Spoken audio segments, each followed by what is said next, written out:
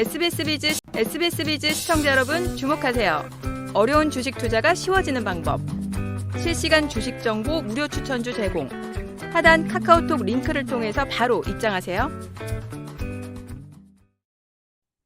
차트의 심장 소리로 시장의 흐름을 읽는 차트 진단 마스터 김영구 대표님의 종목 진단 시작하겠습니다. 김영구 대표님. 네, 안녕하세요. 반갑습니다. 네, 안녕하십니까. 오늘 어떤 종목 진단해 주실 건가요? 네, 오늘은 팔방미인주들을 말씀을 드릴 거고요.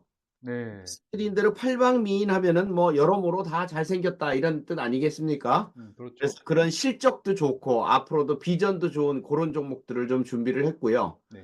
그다음에 물린개미 쪽에서는 오늘이 유튜브 2회째인데요. 물린개미 쪽에서는 카카오를 준비를 했어요.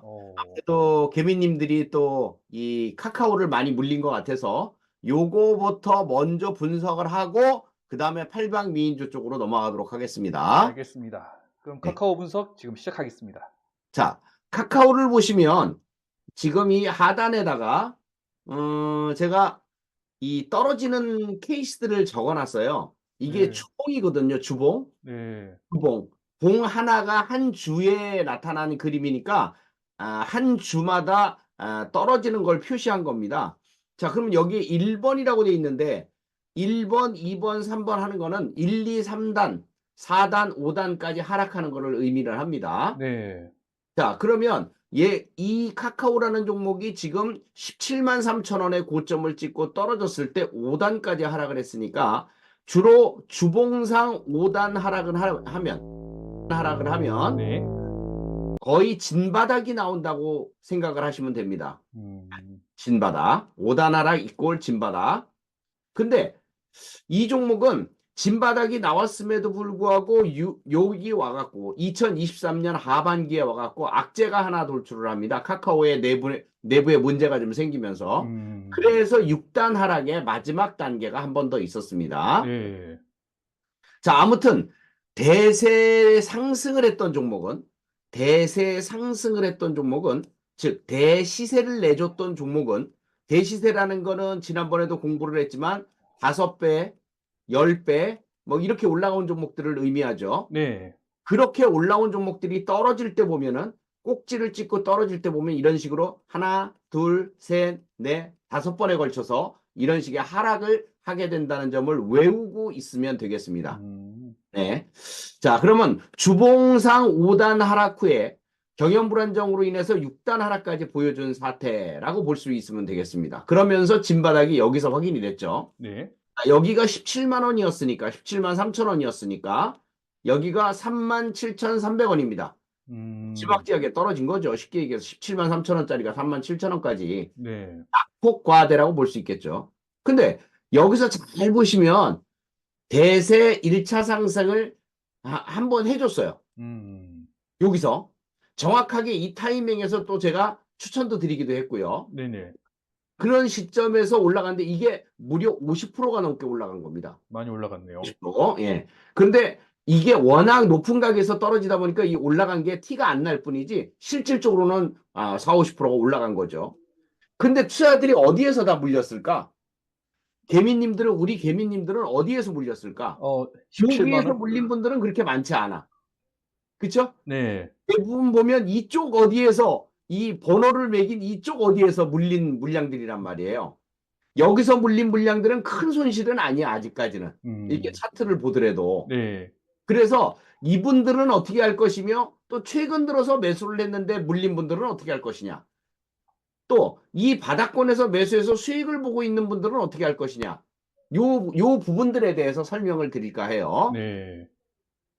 중요한 자, 설명이군요. 그 다음 일봉입니다. 여기다 제가 선을 걷는데요. 이 일봉에서 보시면 여기 A, B, C, D, E라는 선을 그어놨습니다. 이렇게. 네. 근데 이 C를 보면 C가 1차 지지선이에요. 1차 지지선인데 여기 아주 중요한 게 있는데 3개월 동안 만든 바닥을 깨트리면 이걸 다중바닥이라고 합니다. 바닥이 여러 곳이 나왔었다 해갖고 다중바닥인데 그걸 깨트리면 일단 일시 후퇴 쉽게 얘기해서 도망쳐. 도망쳐. 이쪽으로 생각을 해주셔야 되는 겁니다. 여기를 깨면, 네네. 시선을 깨면. 이 깨버렸네요. 기본 공식으로 알고 있으면 되겠습니다. 네. 다중바닥을 깰 때는 일단 기본적으로 도망쳐라. 두 번째, 지금 2차 지지선에 와 있거든요, 여기. 네. 요 라인에 와 있어요, 요 라인에. 자, A가 여기가 마지막, 이게 더 떨어져서 떨어진다면 45,000원까지도 떨어질 수 있다는 얘기입니다. 네. 그래서 지지선을 C, B, A까지 거는 겁니다. 네. 지금은 요 다중바닥을 깨고 요 중간선인 B선에 와 있는 상태이죠. 네. 요 선. 자, 이런 상태에서 과거에 내가 6만 원에 샀든 최근에 5만 5천 원에 샀든 과거에 7, 8만 원에 샀든 간에 이걸 어떻게 할 것이냐가 이제 가장 큰 문제가 되겠죠. 네. 그러면 요 차트를 보기 전에 저항선을 보기 전에 요걸 한번 먼저 볼까요? 지금 수급을 한번 보면 이게 개인 순매수를 보는 건데요. 네. 개인이 순매수하는 것을 보이십니까, 이거? 매일 순매수를 하죠. 그런데 여기 기관들은 뭘 하고 있어요? 매도를 하고 있습니다. 차익 실현을 하고 있다는 얘기죠. 차익 실현. 그 전에는 기관이 매수를 했거든요. 네. 매수해서 끌어올려 놓고 거기서 매도를 하고 있다는 얘기예요. 매일매일 눈만 뜨면 매도를 하고 있다는 얘기죠. 거기다 외국인들이 간섭을 하나요? 잘 간섭 안 하죠. 매도만 하고. 네. 결국 개인 대 기관의 싸움이잖아요. 개인 대 기관의 싸움인데 기관이 지금 매도를 하고 있고 주가는 떨어지고 있기 때문에 개인들이 암만 매수를 해도 이게 돌아서지를 않아요. 주가가 네. 올라가질 않는다는 얘기죠. 방어만 할 뿐이지. 방어만. 따라서 이 카카오가 올라가려면 언제 올라가냐 질문들을 하시면 제가 이렇게 대답을 해드릴게요. 이 기관이나 외국인들이 매수세로 돌아서고 매수세. 개인들이 매도세로 돌아서면 이 종목은 올라갑니다. 이 외국인과 기관들이 매수하고 개인들이 매도세로 돌아서면 삼성전자도 얼마 전까지 그랬어요. 그렇죠. 8만 원 이하에 있을 때 삼성전자도 개인들이 맨날 살 때는 안 올라갔습니다. 네. 어떻게 됐냐? 결국 개인들이 매도하고 기관과 외국인들이 매수하니까 올라갔죠. 그 개념하고 똑같다고 보시면 됩니다. 수급에서. 네. 그런데 한 가지를 더 보실 수 있습니다. 내가 산 주식이 떨어지면 똥주냐? 아닙니다. 내가 산 주식이 떨어지더라도 똥주라고 볼 수는 없어요. 왜냐하면 카카오의 실적을 한번 봐주세요. 연간 실적인데요. 2021년, 22년, 23년, 24년까지 이어지면서 이 실적을 보시겠어요? 5조 9천억, 6조 7천억, 7조 5천억, 8조 8천억. 계속 매출이 늘고 있죠. 네. 그 다음에 영업이익을 한번 봐주시겠어요? 영업이익 5,800억, 5,600억, 4,600억, 6,800억. 23년에 약간 줄긴 했지만 다시 늘어나면서 최고치를 기록했어요. 올해. 2024년의 실적은 최고치라 이거죠. 매출과 영업이익 다. 최고치로 예상되는 거죠. 예상. 그 다음에 부채 비율을 보시면 81% 정도니까 굉장히 적고요. 네. 자본율도 24,000%나 됩니다.